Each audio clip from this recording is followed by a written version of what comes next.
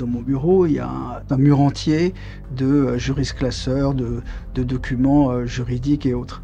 Et il y a quelques années, j'ai un client qui attendait dans la salle et quand je suis arrivé, il m'a dit « mais c'est juste des couvertures ou il y a des documents et est-ce que vous les lisez ?» C'est pour moi la meilleure représentation du monde d'hier et du monde d'aujourd'hui et sans doute du monde de demain.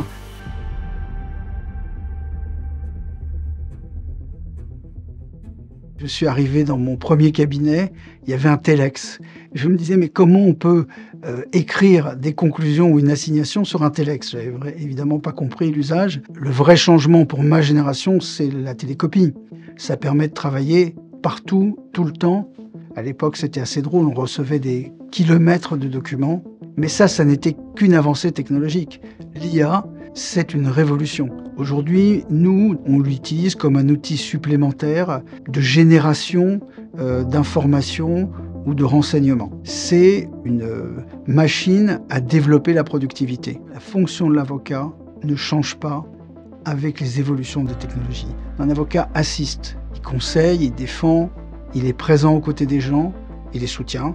Un avocat doit garder sa liberté de penser. C'est fondamental.